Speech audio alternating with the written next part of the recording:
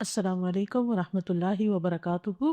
اللہم ربنا لک الحمد ملء السماوات وملء الارض وما بینہما وملء ما شئت من شیء بعد اہل الثناء والمجد لا مانع لما اعطیت ولا معطی لما منعت ولا ينفع ذا الجد منک الجد۔ اے اللہ، اے ہمارے رب، تیرے ہی لیے ہر قسم کی تعریف ہے جس سے کہ آسمان بھر جائیں، زمین بھر جائے اور جو کچھ ان دونوں کے درمیان ہے وہ سب بھی، اور اس کے بعد ہر وہ چیز جس سے تو چاہے کہ وہ بھر جائے، یعنی تیری تعریف سے بھر جائے۔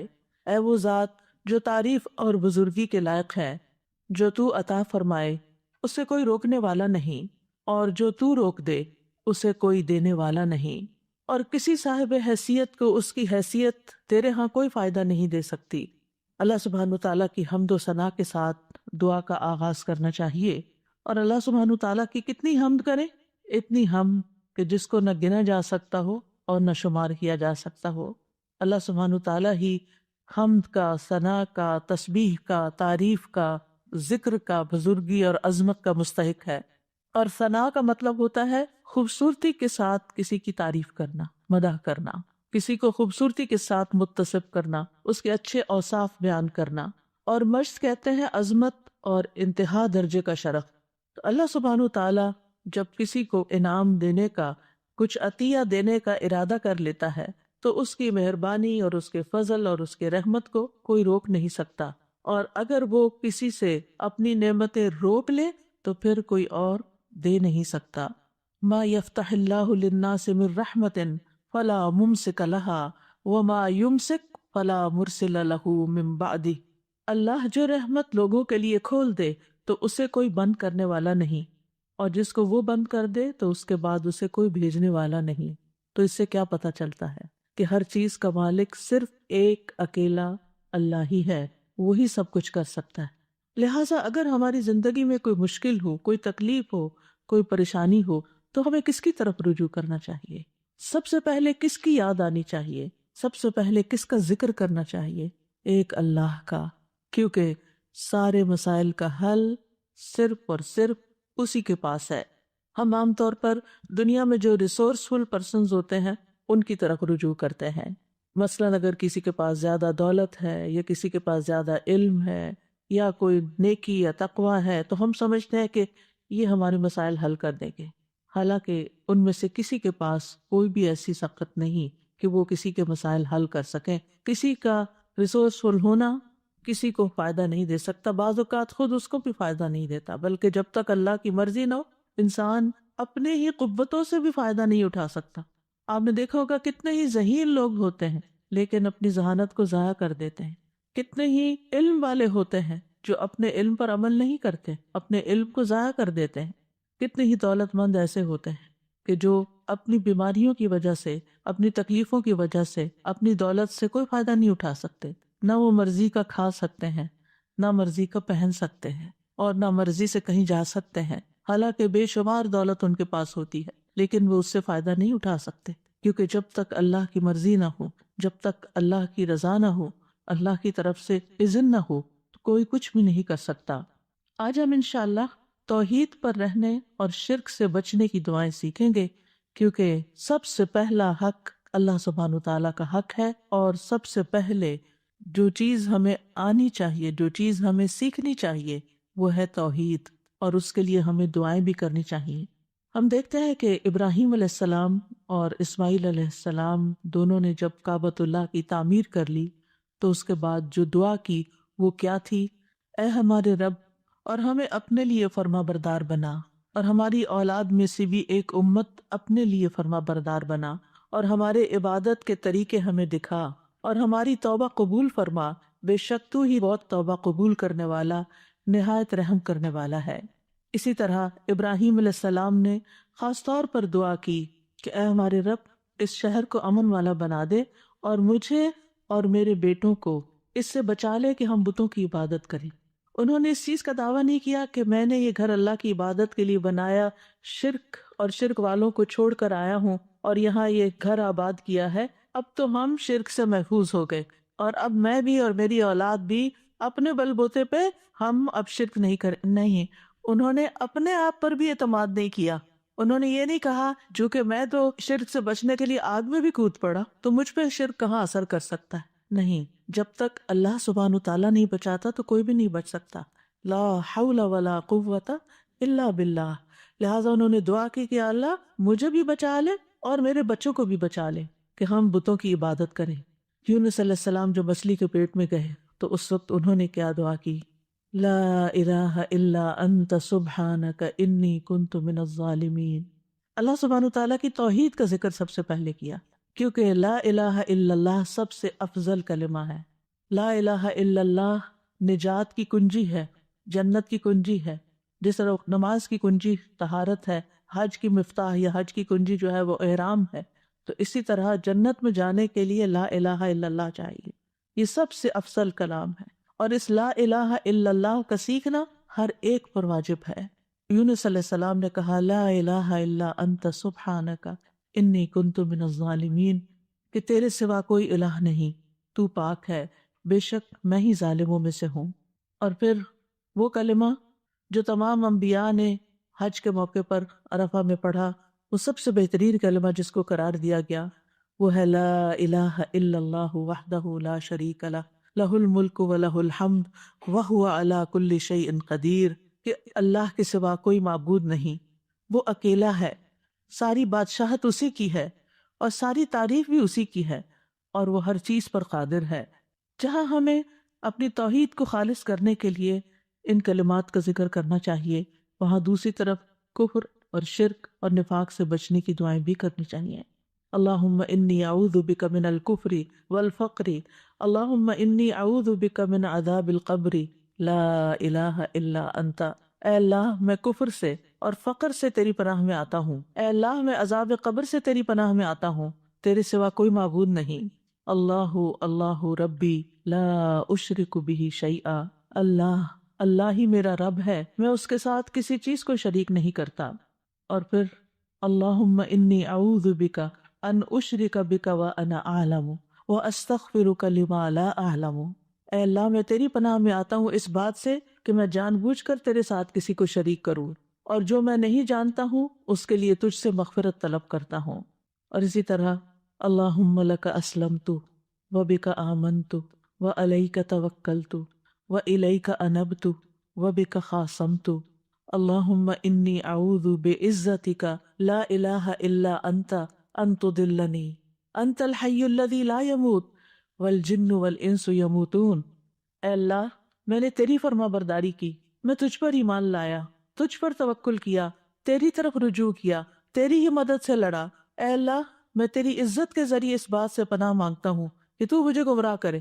یعنی اللہ سبحانہ تعالیٰ کی توحید کا اقرار کرتے کرتے دعا کیا مانگی کہ تو مجھے گمراہ نہ کرنا، کیونکہ ہدایت تو صرف اللہ کے ہاتھ میں ہے.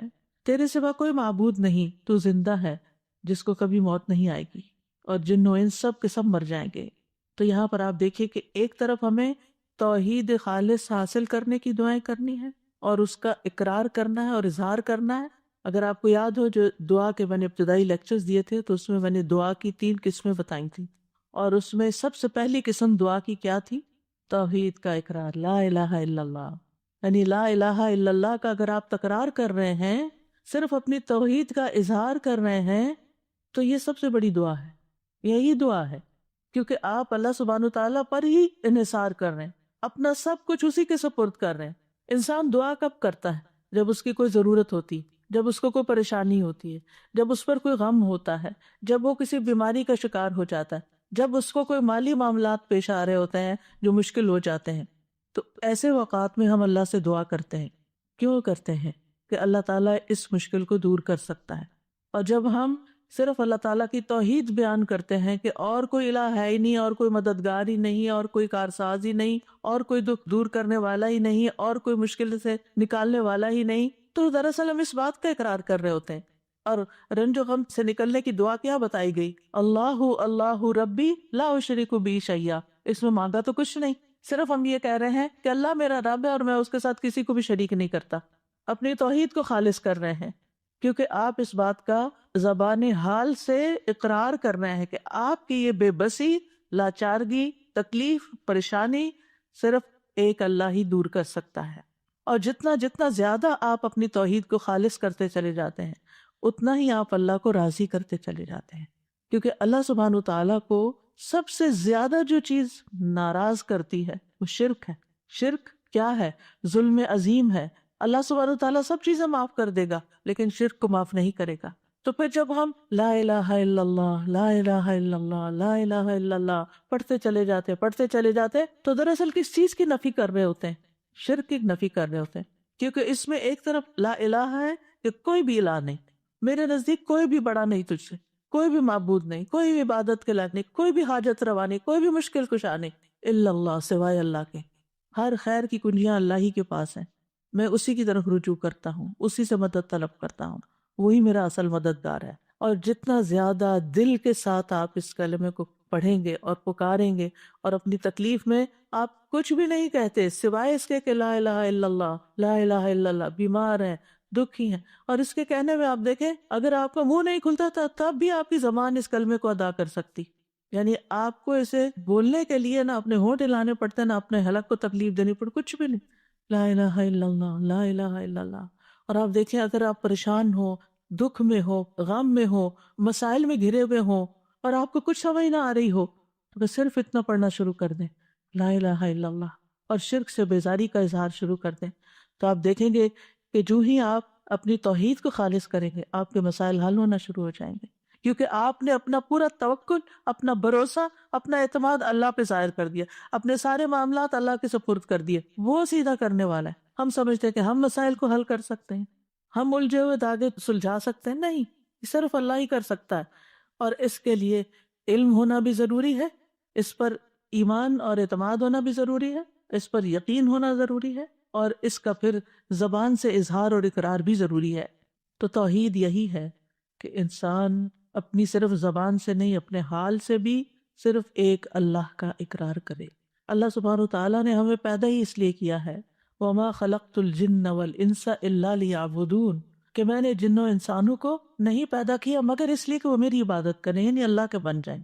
یعنی سب سے زیادہ محبت بھی اس سے کریں، سب سے زیادہ تعظیم بھی اسی کی، سب سے زیادہ حق اسی کا، ہر چیز پر اسی کو ترجیح دینے والے ہوں. رسول اللہ صلی اللہ علیہ وسلم نے فرمایا ایمان کی 70 یا 60 سے اوپر کچھ شاخیں ہیں جن میں سب سے افضل لا الہ الا اللہ کہنا ہے. اور جب لا الہ الا اللہ انسان کہتا ہے تو ہر چیز کی نفی کر دیتا ہے، چاہے وہ انسان ہو، چاہے وہ جن ہو، چاہے وہ فرشتے ہوں، چاہے وہ حیوانات ہوں، چاہے وہ نباتات ہوں، چاہے وہ پہاڑ و جمادات ہوں، کوئی بھی، سب کی نفی. ان میں سے کوئی ایک بھی معبود نہیں.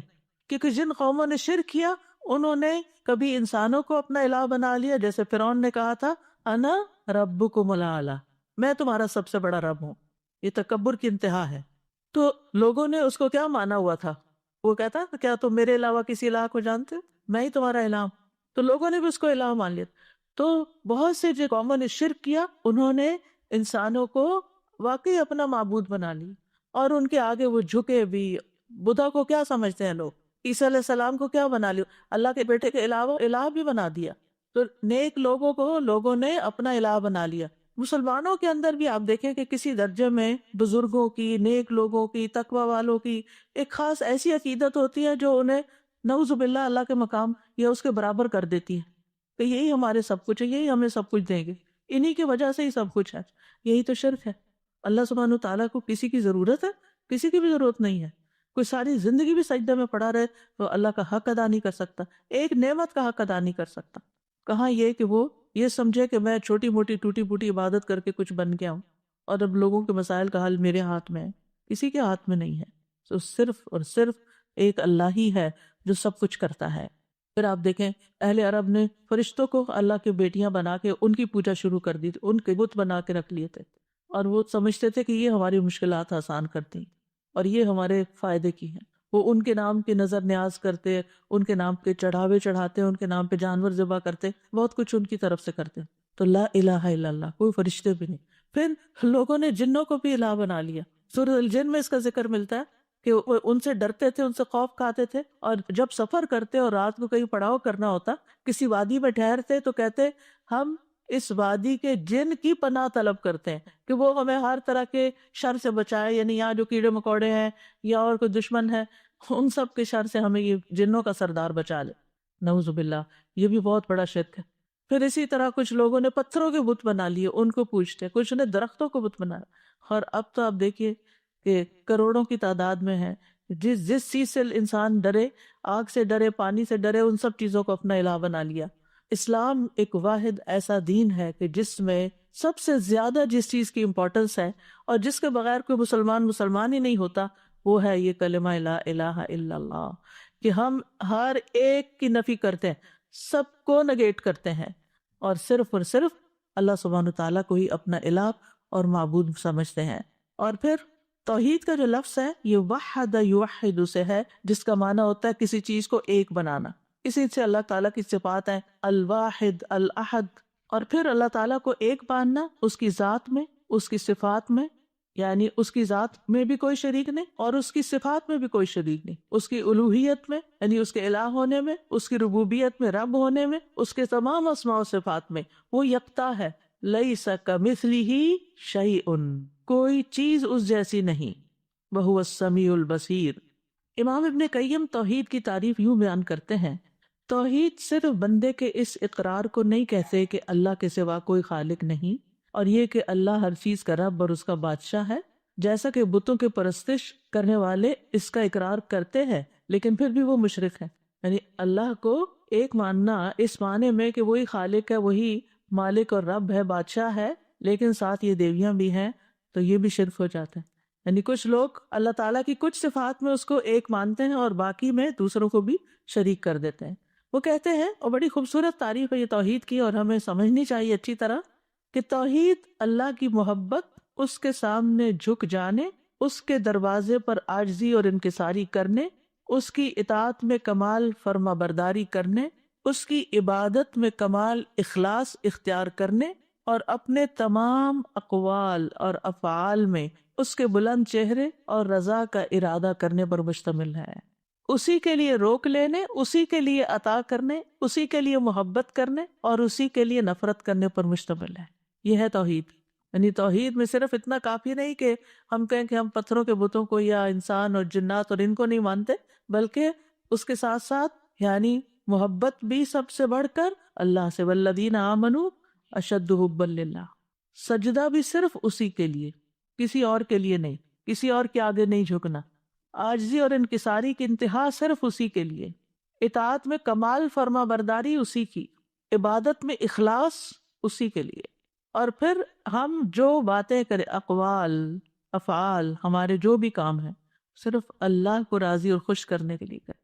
اس کا مقصد یہ نہ ہو کہ لوگ ہم سے خوش ہو جائیں، لوگ ہم سے راضی ہو جائیں تاکہ وہ ہمیں کچھ فائدے پہنچا سکیں، یعنی لوگوں کی خوشامد کرنا، لوگوں کی تعریف اس لیے کرنا تاکہ ان سے ہمیں کچھ بینیفٹس مل جائیں۔ نہیں، جب کسی کو یہ پتا چلتا ہے کہ کوئی اس کی تعریف کسی مقصد کے لیے کر رہا ہے تو کیسا لگتا ہے؟ یعنی آپ اپنے آپ کو رکھ کے دیکھیں، اگر آپ کو یہ پتا چلے کہ سامنے والا کسی مقصد مطلب کے لیے میری تعریف کر رہا ہے تو آپ کو وہ تعریف کیسے لگے گی؟ گھن آئے گی، بہت بری لگے گی، بیزار ہوں گے آپ اس سے۔ اس لیے ہمارے دین نے ہمیں اس سے بھی روکا ہے کہ لوگوں کی تعریف یا لوگوں کے ساتھ خیر خواہی یا اچھا اخلاق، ایون جو اسمائل کرنا ہے، یہ سب چیزیں بھی اللہ کے لیے کرو، اس لیے نہیں کرو کہ آپ کو ان سے کوئی فائدہ مل جائے۔ یعنی وہ بہت سے طریقے بتائے ہوتے ہیں کہ آپ یہ اور یہ کام کریں تو پھر آپ وہ لوگوں کی محبت حاصل ہو جائے گی۔ محبت تو اللہ ڈالتا ہے دلوں میں، آپ 100 چیزیں کر لیں، نہیں محبت کسی کی لے سکتے، آپ محبت خرید نہیں سکتے، آپ جتنی چاہیں کسی کی خدمت کر لیں، جتنی چاہیں کسی کی چاکری کر لیں، لیکن آپ اس کی محبت نہیں لے سکتے جب تک کہ اللہ آپ کے لیے اس کے دل میں محبت نہ ڈالے۔ ان الذین آمنوا وعملوا الصالحات سیجعل لهم الرحمن ودا، جو اللہ کی طرف رجوع کر لیتے ہیں نا، اللہ کے بن جاتے ہیں، ایمان لے آتے ہیں، نیک عمل کرنے لگتے ہیں، ضرور رحمان لوگوں کے دلوں میں ان کی محبت پیدا کر دے گا۔ آپ اللہ کے بن جائیں، مخلوق آپ سے محبت خود ہی کرنے لگے گی۔ بندوں سے محبت کسی مطلب مقصد کے لیے نہ کریں۔ آپ دیکھیں کہ بعض بچے والدین کی کوئی رسپیکٹ نہیں کرتے، لیکن انہیں جب والدین سے کچھ چاہیے ہوتا ہے تو پھر وہ ان کی کچھ تعریف وغیرہ کر دیتے ہیں۔ مطلبی محبت، خود غرضی کی محبت، دنیاوی فائدے حاصل کرنے کی محبت نہیں۔ ہمیں اگر کسی سے محبت بھی کرنا ہے تو صرف اللہ کے لیے، اللہ کو راضی کرنے کے لیے، اللہ سے اجر پانے کے لیے، کیونکہ اس کا بھی اجر ہے۔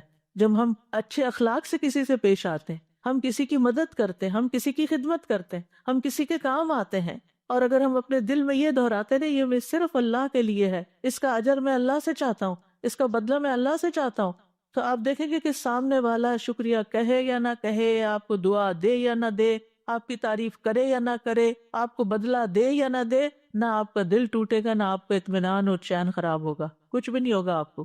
آپ کتنے مضبوط انسان بن جائیں گے، کیونکہ آپ نے اس کے لیے تو کیا ہی نہیں، آپ نے جس کے لیے کیا اس نے دیکھ لیا، اور اس پر آپ کا پکا یقین ہے کہ اس نے تو بدلہ دینا ہی دینا نا، کیونکہ وہ کسی کا احسان نہیں رکھتا۔ یعنی ہماری نماز، ان صلاتی و نسکی و محیای و مماتی للہ رب العالمین، پہلی دو باتیں تو سمجھ آتی ہیں، بھی نماز اللہ کے لیے، بھی سجدہ اللہ کے لیے کرو، قبلے کی طرف رخ کرو، اللہ کا ذکر کرو، قربانی کرتے ہوئے بھی اللہ کا نام لو، یہ تو بات سمجھ میں آتی ہے۔ لیکن محیای و مماتی، میری زندگی اور موت اللہ کے لیے، جی، پیدائش سے لے کر موت تک کے جتنے بھی کام کر رہے ہو نا، وہ بھی اللہ کے لیے، وہ بھی اللہ کو خوش کرنے کے لیے۔ بندوں کے پیچھے بھاگنا چھوڑ دو، اللہ کو خوش کرو، اللہ کو راضی کرو، یہی توحید ہے۔ اور جب اللہ کو راضی کرو گے نا، اللہ سبحانہ تعالیٰ دفاع بھی کرے گا تمہارا، تمہاری مدد کرے گا، تو تم سوچ بھی نہیں سکتے کہ کس کس تدبیر سے وہ تمہیں فائدہ پہنچائے گا، کہاں کہاں سے۔ یعنی بعض اوقات ہم کسی چیز کے ضرورت مند ہوتے ہیں، ویسے کوئی بیماری آ گئی ہے، کوئی مصیبت اور تکلیف آ گئی ہے، ہم اس کے لیے دعائیں کر رہے ہوتے ہیں، پھر ہمیں شفا ہو جاتی ہے، ہم سوچتے ہیں یہ ہم نے دعائیں کی تھی نا، وہ میری دعا قبول ہو گئی، پھر اپنے کو کریڈٹ دے رہے ہوتے ہیں، میری دعا سے، آپ کی دعا سے یہ ہوا۔ یہ کتنا عام جملہ ہے، آپ کی دعا سے یہ فلاں کام ہو گیا۔ آپ کو کس نے بتایا کہ اس نے واقعی اتنی اچھی دعا کی، اور واقعی دعا کی بھی ہے یا نہیں کی؟ یہ ہم نے ایک تکیہ کلام بنا لی، آپ کی دعاؤں سے یہ سب کچھ ہو گیا، وہ اگلے کو پتہ بھی نہیں ہوتا کون سی دعائیں، اللہ کی رحمت سے۔ اور یہ ہو سکتا ہے کہ آپ کی دعا، میری دعا، اس کی دعا، اس کی دعا، اس سے ہی کچھ ہوا ہو، کیونکہ ہمارے پاس کوئی گارنٹی نہیں، ہمارے پاس کوئی یقینی علم نہیں ہے، ہمیں کہاں سے پتا چلا۔ بات یہ ہے کہ آپ دعا کی بات کریں، آپ کو نہیں معلوم، ہو سکتا ہے آپ نے کسی ایسے وقت میں کسی شدید بھوکے کو کھانا کھلایا ہو، اور آپ کھلا کے بھول چکے ہوں، اور اللہ نے آپ کی وہ نیکی لکھ لی، اور اس وقت جب آپ شدید تکلیف میں تھے تو اس نیکی کا بدلہ آج آپ کو یوں ملا کہ آپ صحت مند ہو گئے۔ اللہ تعالیٰ جس طریقے سے مدد کرتا ہے بندوں کی، وہ آپ اپنی طرف سے خانوں میں مت بانٹے، اللہ نے یہ کر دیا، اللہ تعالیٰ یہ کر، اللہ کے بارے میں وہ باتیں کیوں کہتے ہو جن کا تمہیں علم ہی نہیں؟ یعنی یہ شرک سے بھی بڑی برائی ہے، وَأَن تَقُولُوا عَلَى اللَّهِ مَا لَا تَعْلَمُونَ، کہ تم اللہ کے بارے میں وہ باتیں کرو جن کا تمہیں علم ہی نہیں، تم جانتے بھی نہیں، اپنے پاس سے ہی اللہ کے ذمے لگا رہے ہو چیز۔ اللہ تعالیٰ سے حسن ظن رکھنا چاہیے، لیکن ہماری ساری زندگی میں توحید ہونی چاہیے، یعنی ہم چاہے نماز پڑھیں، چاہے روزہ رکھیں، اللہ تعالیٰ اسی لیے تو اس کی جزا خود دے گا کہ روزہ اللہ کے لیے ہوتا ہے، یعنی صرف اللہ ہی جانتا ہے کہ ہم نے روزہ رکھا یا نہیں، تو وہی اس کی جزا دے گا۔ اسی طرح وَأَتِمُّ الْحَجَّ وَالْعُمْرَةَ لِلَّهِ، حج اور عمرہ بھی صرف اللہ کے لیے کرو، اور باقی محیای و مماتی میں سب کچھ کور ہو جاتا ہے۔ بندوں کی خدمت، بندوں کے ساتھ حسن سلوک، ان کے برے رویے کے باوجود ان کے ساتھ احسان کا معاملہ کرنا، یہ آپ ایسے تھوڑی کر سکتے ہیں۔ کتنے ہی لوگ ہیں جو کسی کو معاف نہیں کر سکتے، اللہ اکبر، ایسے سنگ دل ہوتے ہیں۔ ٹھیک ہے، لوگوں کی بڑی بڑی زیادتیاں ہوتی ہیں، لیکن اسوہ حسنہ کیا کہتا ہے؟ نبی صلی اللہ علیہ وسلم کی سنت کیا کہتی ہے؟ اگر وہ لوگوں کو معاف نہ کرتے تو کیا ایسے دین پھیلتا؟ انہوں نے معاف کیا، کس کے لیے؟ اللہ کے۔ صبر کیا، کس کے لیے؟ وَلِرَبِّكَ فَاصْبِرْ۔ جب ہم کہتے ہیں نا صبر نہیں ہوتا، نہیں، اگر آپ اللہ کی خاطر کریں گے تو وہ صبر بھی ہو جائے گا، اللہ کی خاطر کریں گے تو شکر بھی ہو جائے گا، اللہ کی خاطر کریں گے ہر بڑے سے بڑا، مشکل سے مشکل کام اللہ کے لیے آپ کر سکتے ہیں، کیونکہ آپ کہتے ہیں میں اللہ کے لیے کر رہا ہوں۔ ہم بندوں کے سامنے سٹبن ہو جاتے ہیں، ضدی ہو جاتے ہیں، ان کے ساتھ مقابلے پہ اتر آتے ہیں کیونکہ انہوں نے ہمارے ساتھ یہ کیا تو ہم ان کو ایسے مزہ چکھائیں گے، یہ ساری چیزیں۔ لیکن اللہ سبحانہ تعالیٰ کے ساتھ ہمارا معاملہ عاجزی اور انکساری کا، ہم اللہ کی خاطر ٹوٹ سکتے ہیں، اللہ کی خاطر اگر ہماری کوئی عزت نہیں کرتا تو ہم اس کو برداشت کر سکتے ہیں، کیونکہ عزت تو ساری اللہ کے لیے ہے۔ تو عزو من تشاء و تذل من تشاء، تو جسے چاہتا ہے عزت دیتا ہے، تو جسے چاہتا ہے ذلت دیتا ہے۔ بیدک الخیر انک علی کل شیء قدیر۔ تو اس لیے چھوٹے سے چھوٹا کام، کسی سے سلام کرنا، ہاتھ ملانا، اسمائل کرنا، گلے لگانا، کسی کی کو مدد کرنا، خدمت کرنا، کسی کے کام آنا، کسی کو کوئی مشورہ دینا، کسی کا غم بانٹ لینا، کسی وحشت زدہ دل کو انس فراہم کرنا، کسی کے سوال کا جواب دے دینا، کسی کو کوئی مشورہ دے کے اس کی مدد کر دینا، کسی کی کوئی مالی مدد کر دینا، کسی کو کھلا دینا پلا دینا، کچھ بھی ہو صرف اللہ کے لیے. محیای و مماتی، شروع سے لے کے آخر صرف اللہ کے لیے. انما نطعمکم لوجہ اللہ لا نرید منکم جزاء ولا شکورا. ہمیں آپ سے بدلہ بھی نہیں چاہیے اس کے عوض، اور شکریہ بھی نہیں چاہیے. بات ہی ختم ہو گئی، کتنے جھنجٹ ختم ہو گئے. کیونکہ ہم اسی شش و پنج میں پڑے رہتے ہیں، فلاں نے ہمارے ساتھ یہ احسان کیا تو اب ہمیں کیا لوگ احسان کو بھی ایک بوجھ لے کے بیٹھ جاتے ہیں، اور زندگی میں لوگوں کو ہی پلیز کرتے کرتے زندگی بیت جاتی. اگر ہر شخص کے اندر یہ توحید آ جائے، یہ اخلاص آ جائے کہ جو کرنا ہے اللہ کے لیے کرنا ہے، اور اس کا صلہ اور اس کا بدلہ اور اس کا اجر اللہ سے توقع رکھنی ہے، تو آپ جب اللہ کے لیے سب کچھ کریں گے تو آپ کے نیک اعمال میں تیزی آ جائے گی، کیونکہ آپ بہت سارے بوجھ سے نکل جائیں گے. اللہ تعالیٰ سے کنیکشن ہو جائے گا، آپ کو پرواہ نہیں رہے گی لوگوں کی کہ لوگ آپ سے خوش ہیں یا ناراض ہیں. آپ نہیں ناراض کریں گے ان کو، لیکن اگر آپ کے احسان کے باوجود وہ ماننے کو ہی نہیں تیار، معاملہ اللہ پہ چھوڑ دینا. اچھا، بعض وقت یہ ہوتا ہے ہم سمجھتے ہیں اس کا معاملہ میرے ساتھ ہے، یہ میری وجہ سے ایسے ہو رہا ہے، میری کوئی غلطی ہے تو اس کا موڈ آف ہے، یا یہ میری وجہ سے یہ سب خرابی کر رہا ہے. آپ کو نہیں پتا اللہ نے اس کو کسی اور طرح سزا دی ہوئی ہے کہ وہ اپنے ٹارچر سے نہیں نکل پاتا، کہ کسی کو معاف نہیں کر سکتا، یا نارمل انسان کی طرح زندگی نہیں بسر کر سکتا.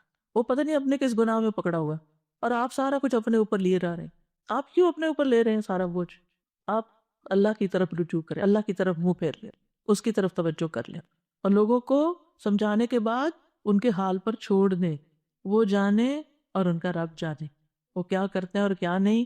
آپ رسپانسیبل نہیں. اگر آپ نے کسی کا دل نہیں دکھایا، آپ نے کسی کے ساتھ ظلم اور زیادتی نہیں کی، آپ نے اپنے فرائض پورے کر دیے، آپ نے اپنی ذمہ داریاں نبھا دی، پھر اس کے بعد کوئی اس کو اکنالج کرتا ہے یا نہیں، ایکسیپٹ کرتا ہے یا نہیں، اس کی پرواہ نہیں ہونی چاہیے. اس سے اوپر اٹھ جانا چاہیے. جتنا اس سے باہر نکلیں گے نا، اتنی توحید خالص ہوگی.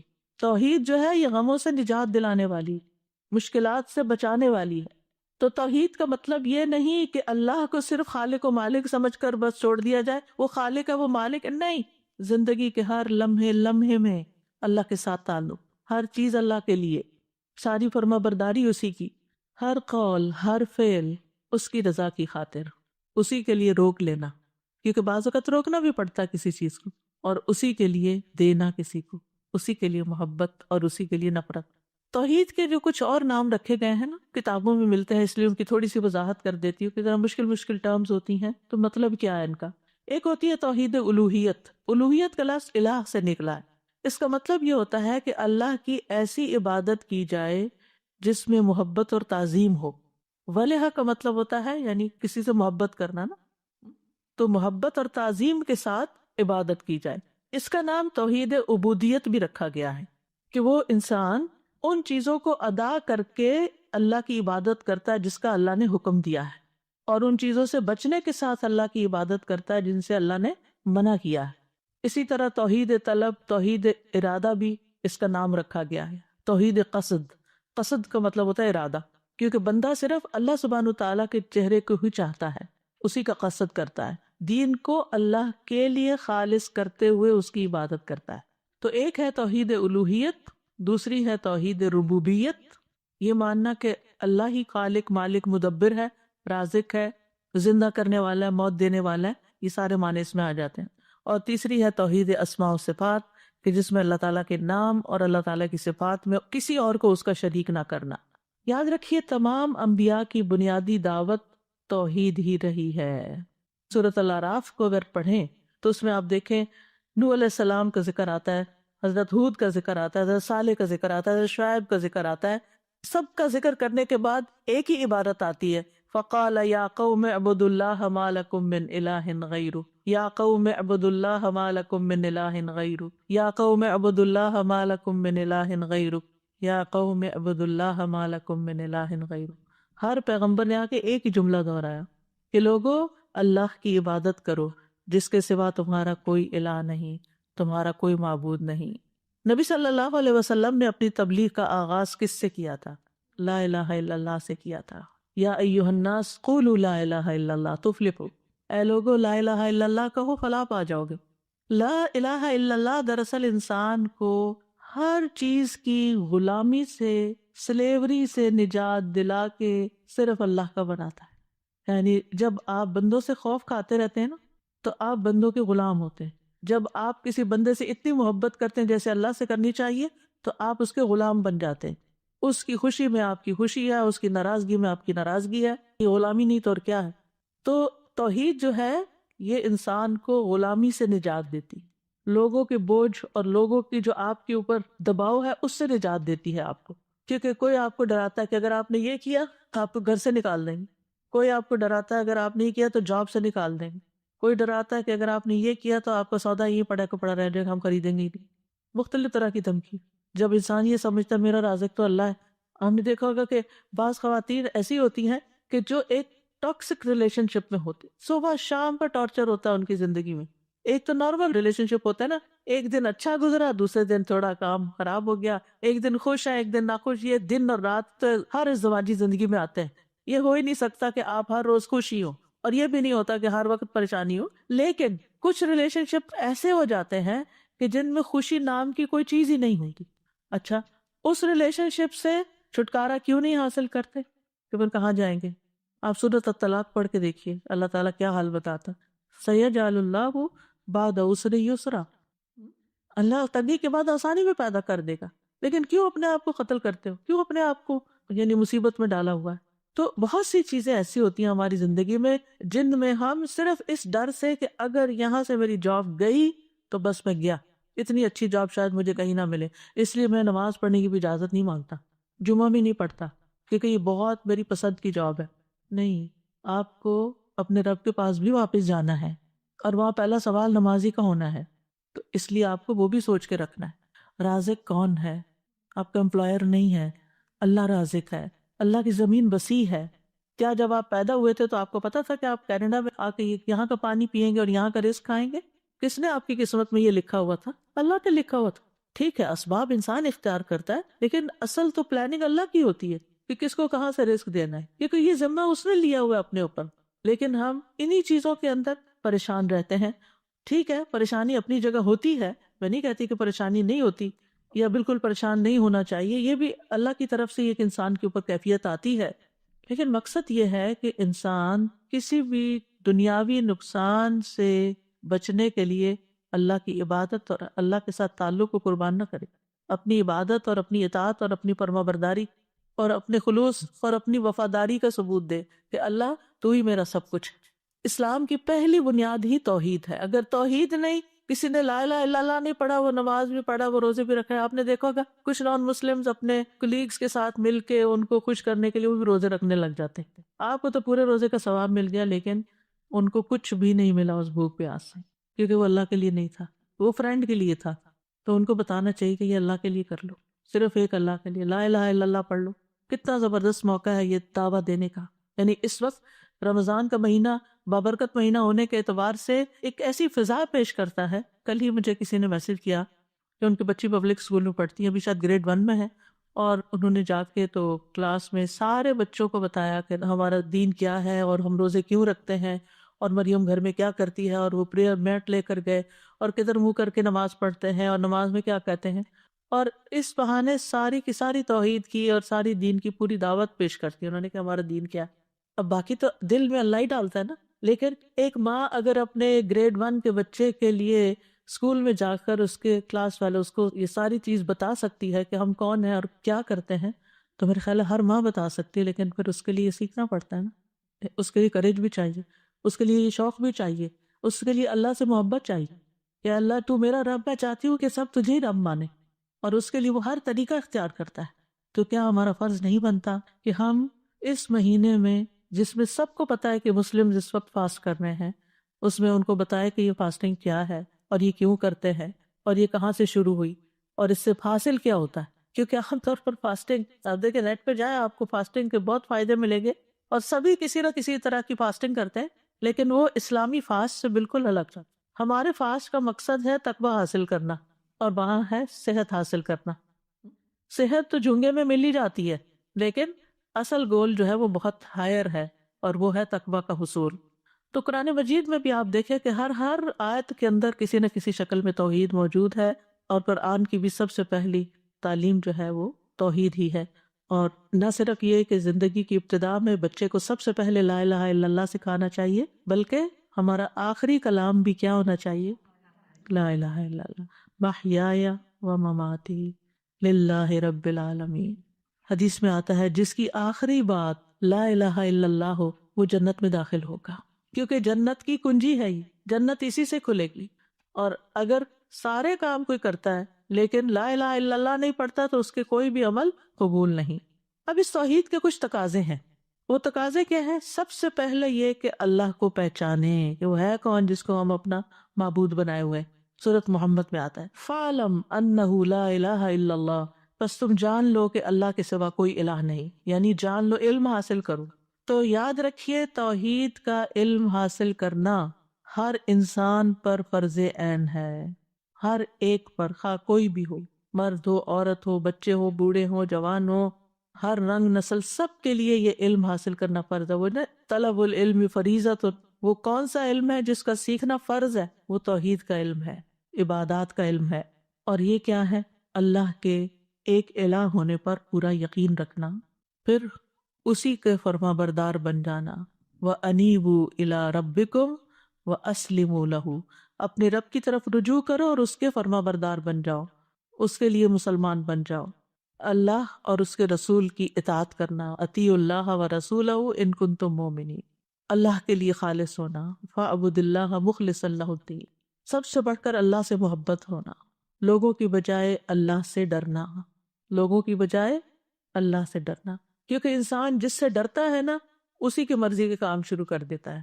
اگر ہم اللہ سے ڈرتے ہیں تو پھر اللہ کی عبادت کریں گے، اللہ ہی کی اطاعت کریں گے، اللہ تعالیٰ کے احکامات پر عمل کریں گے، اور جن چیزوں سے وہ روکتا ہے ان سے رک جائیں گے۔ پھر توحید کیا ہے؟ اختلافات میں اسی کی طرف رجوع کرنا۔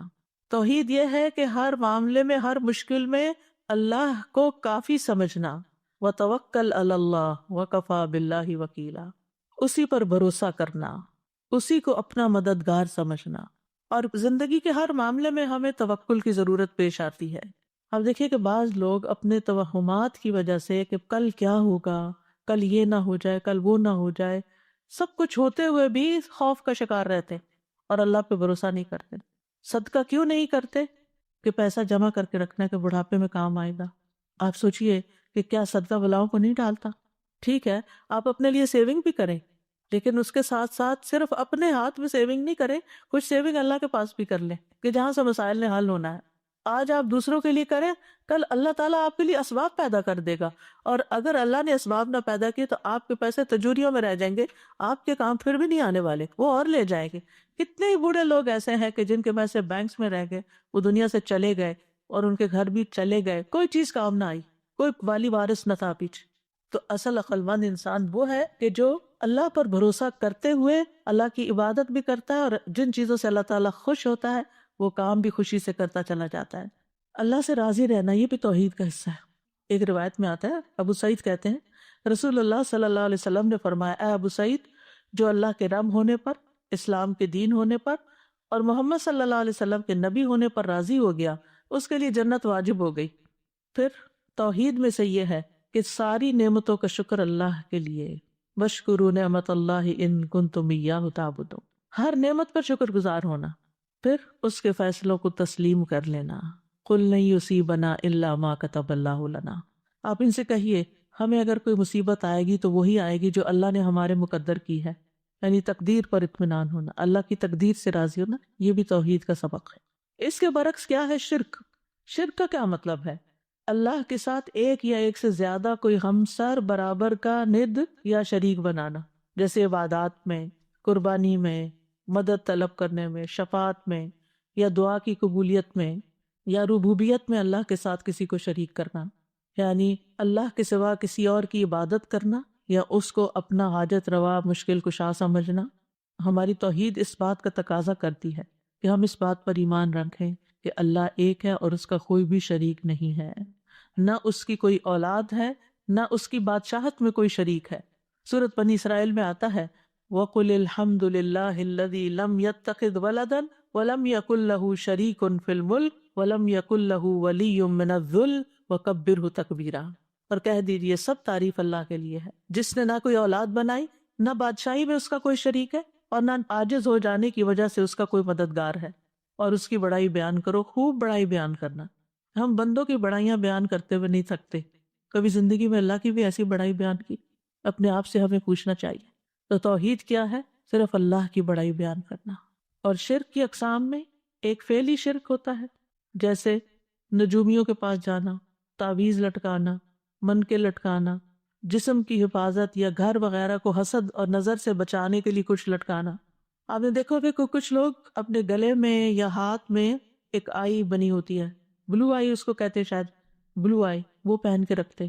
انا للہ و انا الیہ راجعون۔ کیا یہ بلو آئی ہمیں نظر اور حسد سے بچا لے گی؟ ہرگز نہیں۔ یہ عقیدہ رکھنا شرک ہے۔ کئی لوگ گھر میں بھی شاید لٹکاتے ہیں، مجھے علم نہیں، کچھ یاد ایسے پڑتا ہے کہ گھر میں لٹکاتے ہیں، اور اس کے علاوہ بھی کچھ چیزیں لٹکاتے ہیں کہ جس سے یہ سمجھتے ہیں کہ اس کے لٹکنے سے نظر نہیں لگے گی، حسد نہیں ہوگا۔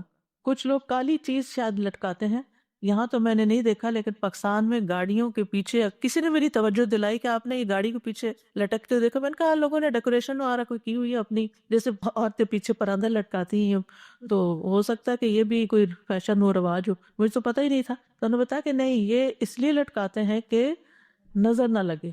کچھ لوگ بچوں کو تل لگا دیتے ہیں، کالا تل، اس لیے کہ نظر نہ لگے، کیونکہ وہ آتا ہے نا حدیث میں کہ شرک جو ہے سیاہ رات میں سیاہ پتھر پر سیاہ چیوٹی سے بھی زیادہ خفیہ ہے، پتہ ہی نہیں چلتا کہاں سے داخل ہو جاتا ہے، ہمیں علم ہی نہیں ہوتا۔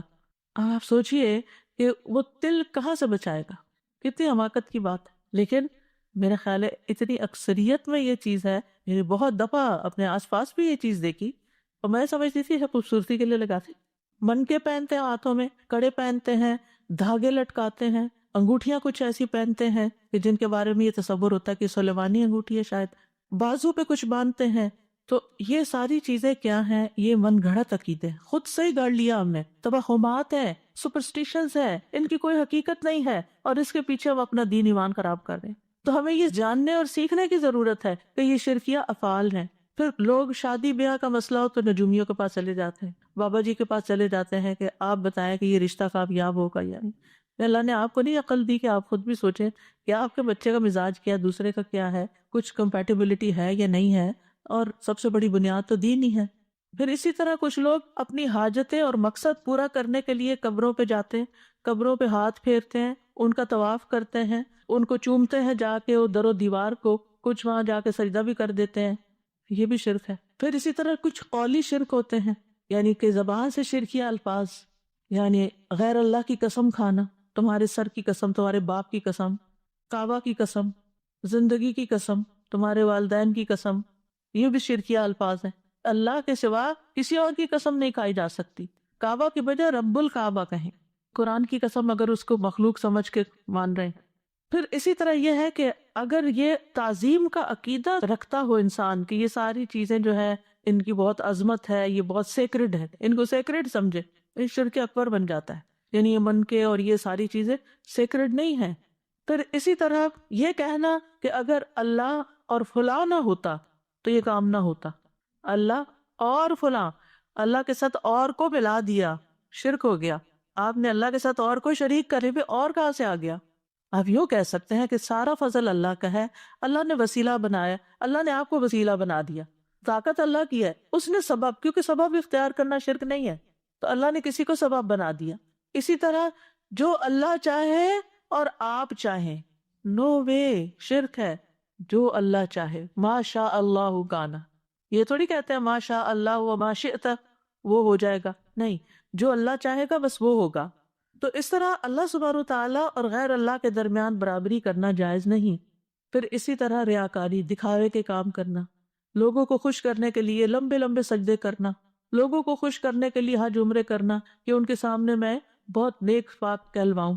پھر اسی طرح نحوست پکڑنا، کسی انسان کو منحوس سمجھنا، پرندوں سے نحوست پکڑنا، بلی سے نحوست پکڑنا، الطیرۃ شرک، کوئی چیز منحوس نہیں ہے۔ نحوست انسان کے اپنے گلے میں لٹکی ہوئی اپنے گناہوں کی نحوست ہوتی ہے، نفع نقصان صرف اور صرف اللہ ہی کے ہاتھ میں ہے۔ پھر اسی طرح توحید کے اپوزٹ کفر بھی ہے، یعنی توحید کا انکار کر دینا، چاہے آپ اللہ کا انکار کر دیں یا اللہ سبحانہ تعالیٰ نے جن چیزوں پر ایمان لانے کو کہا ہے، کیونکہ کفر عدم ایمان کو کہتے ہیں، ایمان کا نہ ہونا کفر ہے، میں نہیں مانتا، میں نہیں مانتا اللہ کو۔ آج آپ دیکھیں کہ خود مسلمانوں کے اندر کتنے ہی ایسے لوگ پیدا ہو گئے ہیں، یا بچوں میں سے یا پھر ماحول کے اثر سے، کہ نو مور بلیف، یہ کفر ہے۔ یعنی کسی کو بھی نہ ماننا، اللہ کو بھی نہ ماننا، اور کسی کو بھی نہ، جیسے ایتھیسٹ ہوتے ہیں۔ تو ایمان کی ضد کفر ہے، تقوی کی ضد بھی کفر ہے۔ وسیق الذین کفروا الی جہنم زمرا وسیق الذین اتقوا الی الجنۃ زمرا۔ اسی طرح شکر گزاری کا اپوزٹ بھی کفر ہے، اور وہ ناشکری کے معنوں میں ہے۔ احسان کی ضد بھی کفر ہے، نیک عمل کی ضد بھی کفر ہے۔ یعنی اس کا پانچواں میننگ ہے، یعنی کئی معنی ہے کفر کے۔ اور کفر کی دو بڑی اقسام ہیں، ایک کفر اکبر ہے اور ایک کفر اصغر ہے، بڑا کفر اور چھوٹا کفر۔ کفر اکبر وہ ہے جو انسان کو ملت سے خارج کر دیتا ہے، وہ مسلم امہ سے ہی نہیں رہتا تھا۔ اور کفر اصغر وہ ہے جو انسان کو ملت سے خارج نہیں کرتا تھا۔ کفر اکبر میں انکار اور جھٹلانا آتا ہے، حق سے روگردانی، نفاق یعنی اوپر اوپر سے اسلام کا اظہار اور اندر سے انکار، شکوک و شبہات کہ پتہ نہیں اللہ ہے بھی کہ نہیں اور ہم ایسے ہی مان رہے ہیں، پتہ نہیں مرنے کے بعد کوئی جنت دوزخ ہے بھی یا نہیں، یہ شکوک و شبہات ہوتے ہیں، یہ بھی کفر کی طرف لے جاتے ہیں۔ اور دوسری قسم کا کفر کفر اصغر کہلاتا ہے، جو عملی کفر ہوتا ہے، یعنی زبان سے کہہ دینا لیکن عمل میں کوئی ایسی چیز نہ رکھنا، اللہ کے احکام نہ ماننا، نماز کا انکار، روزے کا انکار، حج کا انکار، ان سب چیزوں کا انکار۔ تو یاد رکھیے کہ جو لوگ اللہ کی توحید کا اقرار کرتے ہیں ان کے لیے خوشخبریاں ہیں، اور اگر قرآن کھول کر دیکھیں جو اس کا انکار کرتے ہیں ان کے لیے وعیدیں ہیں۔ جو لوگ توحید اختیار کرتے ہیں اللہ تعالیٰ ان کا مددگار ہو جاتا ہے، اللہ ان کو سیدھے رستے کی طرف ہدایت دیتا ہے۔ وَإِنَّ اللَّهَ لَهَادِ الَّذِينَ آمَنُوا إِلَىٰ صِرَاطٍ مُسْتَقِيمٍ، انہیں روشنی مل جاتی ہے۔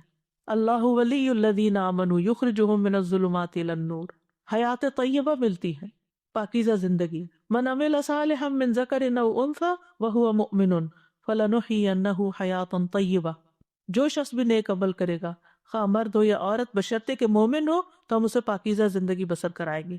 دنیا اور آخرت میں سامان زندگی ملنے کی بشارت ہے، دنیا اور آخرت میں ثابت قدمی نصیب ہوتی ہے۔ یثبت اللہ الذین آمنوا بالقول الثابت فی الحیات الدنیا وفی الآخرہ، دنیا اور آخرت میں مکمل امن ملتا ہے۔ الذین آمنوا ولم یلبسوا ایمانہم بظلم اولئک لہم الامن وہم مہتدون، جو لوگ ایمان لائے اور انہوں نے اپنے ایمان کو بڑے ظلم کے ساتھ نہیں ملایا، یعنی شرک کے ساتھ، یہی لوگ ہیں جن کے لیے امن ہے اور یہی ہدایت پانے والے ہیں۔ امام ابن قیم کہتے ہیں جس قدر بندے کے دل میں توحید مضبوط ہوتی ہے اتنا ہی اس کا ایمان قوی ہوتا ہے، اور اس کا اللہ پر اطمینان، توکل اور یقین بڑھ جاتا ہے۔ قل هو اللہ احد اگرچہ حروف کم ہیں لیکن یہ ثلث قرآن کے برابر ہے، 1/3 آف قرآن کے برابر ہے، کیونکہ اس میں اللہ کی توحید کا بیان ہے۔ تو اس سے یہ پتہ چلتا ہے کہ توحید والی آیات باقی آیات سے افضل ہیں۔ اعمال کی قبولیت کا دار و مدار بھی توحید پر ہے، اور ایسے لوگوں کے لیے اللہ کی مدد و نصرت کا وعدہ ہے۔ دل اور روح کی پاکیزگی بھی توحید سے ہے، توحید ہی کی بنا پر، لا الہ الا اللہ کی بنا پر نبی صلی اللہ علیہ وسلم کی شفاعت ملے گی، گناہوں کی بخشش ہوگی، کبیرہ گناہوں کے باوجود بخشش ہو جائے گی۔ کبیرہ گناہ کیا ہے؟ جیسے چوری ہے، زنا ہے، لیکن اگر کوئی لا الہ الا اللہ پڑھتا ہے انشاءاللہ اگر توبہ کر لی تو معاف ہو جائے گا، اور اگر توبہ نہیں کی اور مر گیا اور سزا ملی تو نبی صلی اللہ علیہ وسلم کی شفاعت اس کے لیے ہوگی۔ اسی طرح اگر کسی نے شراب نوشی کر لی یا کوئی اور ایسا کام، لیکن توحید پر ہے، انسان لا الہ الا اللہ پڑھتا ہے تو آگ سے نکل آئے گا، اور جنت میں داخلہ تو ہے ہی توحید پر مبنی۔ پھر شرک کرنے والوں کے لیے وعیدیں ہیں۔ شرک ظلم عظیم ہے، سب سے بڑا گناہ ہے، اللہ کے نزدیک سب سے زیادہ ناپسندیدہ عمل ہے، ناقابل معافی گناہ ہے۔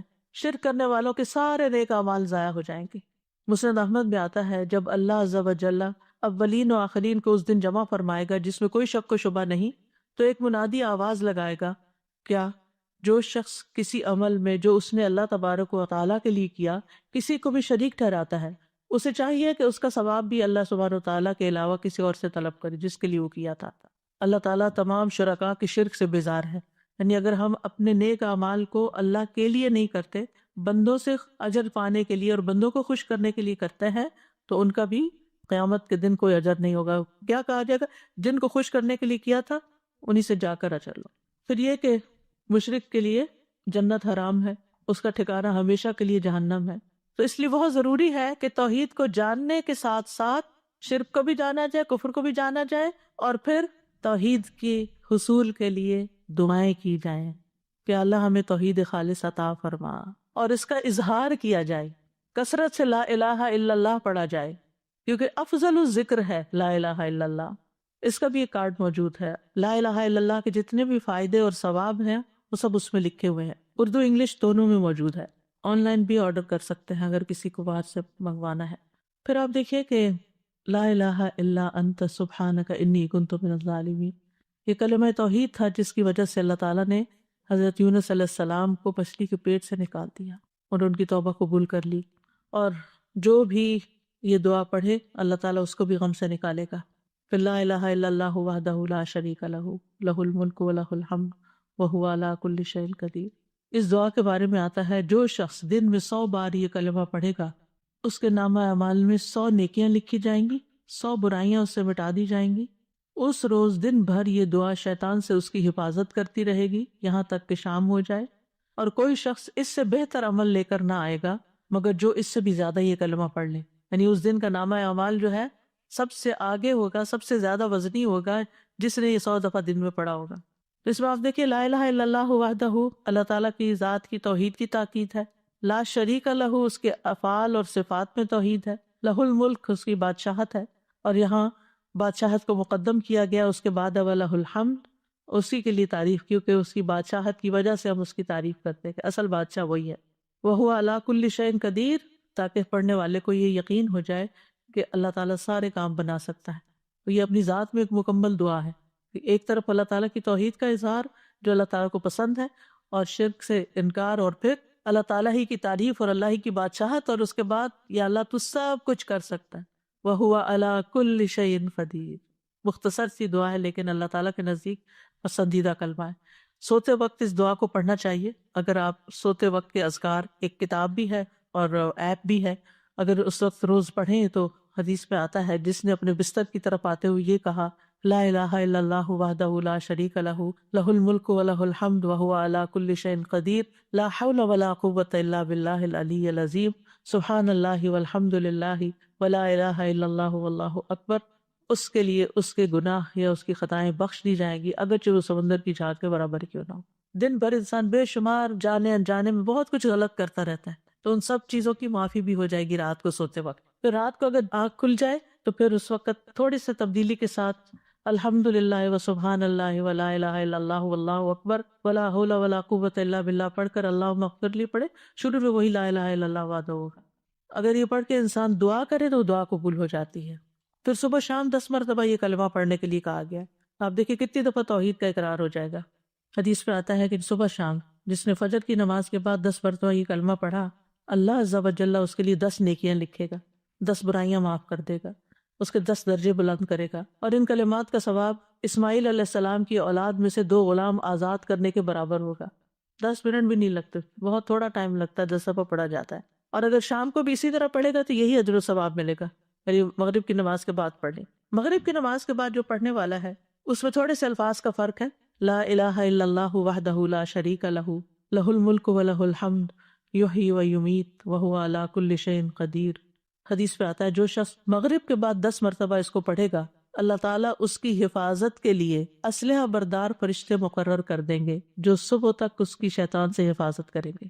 کتنی خوبصورت دعا ہے۔ پھر اسی طرح بازار میں داخل ہوتے وقت اگر کوئی پڑھتا ہے لا الہ الا اللہ وحدہ لا شریک لہ لہ الملک ولہ الحمد یحیی و یمیت وہو حی لا یموت بیدہ الخیر وہو علی کل شیء قدیر، تو اللہ تعالیٰ اس کے لیے 10 لاکھ نیکیاں لکھتا ہے، 10 لاکھ گناہ معاف کرتا ہے، اور اس کے لیے جنت میں گھر تعمیر کرتا ہے۔ کیا وجہ کہ بازار میں اس کو پڑھنے کا اتنا کیوں ثواب ہے؟ کیونکہ بازار میں اور رونقیں بہت ہوتی ہیں، اللہ کا ذکر بھول جاتا ہے، جو وہاں بھی اللہ کو یاد رکھے تو اس کے لیے پھر بہت بڑا اجر و ثواب ہے۔ عرفہ کے دن نبی صلی اللہ علیہ وسلم نے فرمایا بہترین دعا وہ ہے جو عرفات کے دن مانگی جائے، بہترین دعا وہ ہے جو عرفات کے دن مانگی جائے، اور میرا اور پچھلے تمام انبیاء کا بہترین قول یہ ہے لا الہ الا اللہ وحدہ لا شریک لہ لہ الملک ولہ الحمد وہو علی کل شیء قدیر۔ اسی طرح یہ کلمہ اللہم انی اسألک بانی اشہد انک انت اللہ لا الہ الا انت الاحد الصمد الذی لم یلد ولم یولد ولم یکن لہ کفوا احد۔ اس کلمے کو پڑھنے کے بعد بھی یا اس دعا کو پڑھنے کے بعد بھی جو دعا کی جاتی ہے وہ دعا قبول ہو جاتی ہے۔ تو اللہ تعالیٰ سے دعا ہے کہ اللہ سبحانہ تعالیٰ ہمیں ایمان کی محبت عطا کرے. اللہم حبب الینا الایمان وزینہ فی قلوبنا وکرہ الینا الکفر والفسوق والعصیان واجعلنا من الراشدین. اللہم توفنا مسلمین واحینا مسلمین والحقنا بالصالحین غیر خزایا ولا مفتونین. اللہم زیننا بزینت الایمان اللہم زیننا بزینت الایمان اللہم زیننا بزینت الایمان واجعلنا ہداة مہتدین واجعلنا ہداة مہتدین. اللہم انی اسألک ایمانا لا یرتد ونعیما لا ینفد ومرافقۃ محمد صلی اللہ علیہ وسلم فی اعلی جنت الخلد. اے اللہ میں تجھ سے ایسے ایمان کا سوال کرتا ہوں جو مضبوط اور قوی ہو اور اس میں کوئی شک اور تردد نہ ہو، اور مجھے تو مرتد ہونے سے محفوظ رکھ کہ کہیں میں کفر کی طرف نہ پھر جاؤں. اور یہ ایمان کا حصول اور توحید کا حصول جو ہے یہ افضل اعمال میں سے ہے. اللہم انی اعوذ بک من الکفر والفقر اللہم انی اعوذ بک من عذاب القبر لا الہ الا انت اللہ اللہ ربی لا اشرک بہ شیئا اللہ اللہ ربی لا اشرک بہ شیئا اللہ اللہ ربی لا اشرک بہ شیئا. چھوٹی سی دعا ہے، یاد کرنے میں کوئی مشکل نہیں. اگر آپ کسی بھی غم، کسی بھی تکلیف، کسی بھی پریشانی کا شکار ہیں تو سارے کام چھوڑ کے بیٹھ جائیں اور توجہ کے ساتھ یہ دعا پڑھنا شروع کر دیں. اللہ سبحانہ وتعالیٰ مشکل آسان کر دے گا. شرط ہے توجہ کے ساتھ پڑھنا. اللہم انی اعوذ بک من ان اشرک بک وانا اعلم واستغفرک لما لا اعلم. اے اللہ میں تیری پناہ چاہتا ہوں اس بات سے کہ میں جان بوجھ کر تیرے ساتھ کسی کو شریک کروں اور جو میں نہیں جانتا ہوں اس کے لیے تجھ سے مغفرت کا طالب ہوں. یعنی جو شرک میں نے بھولے میں کر لیا یا اللہ تو اس کو معاف کر دے، کیونکہ شرک کا گناہ جو ہے معافی مانگے بغیر معاف نہیں ہوتا. اللہم لک اسلمت وبک آمنت وعلیک توکلت والیک انبت وبک خاصمت. اللہم انی اعوذ بعزتک لا الہ الا انت ان تضلنی انت الحی الذی لا یموت والجن والانس یموتون. اے اللہ میں تجھ پر اسلام لایا، تجھ پر ایمان لایا، تجھ پر توکل کیا، تیری طرف رجوع کیا، تیری ہی مدد سے لڑا. اے اللہ میں تیری عزت کے ذریعے اس بات سے پناہ مانگتا ہوں کہ تو مجھے گمراہ کر دے. تیرے سوا کوئی معبود نہیں، تو زندہ ہے جسے موت نہیں، اور جن و انس سب کے سب مر جائیں گے. تو بہرحال خلاصہ یہ ہے کہ توحید کے علم کو جانیں، توحید پر خاتمے کی دعا کریں، ہر صورت میں شرک سے بچیں، چاہے خفی شرک ہو چاہے ظاہری شرک ہو. اپنی عبادات میں کسی کو اللہ کا شریک نہ بنائیں اور اپنے معاملات اللہ تعالیٰ کے سپرد کر دیں. وآخر دعوانا ان الحمد للہ رب العالمین. سبحانک اللہم وبحمدک اشہد ان لا الہ الا انت استغفرک واتوب الیک. السلام علیکم ورحمۃ اللہ وبرکاتہ.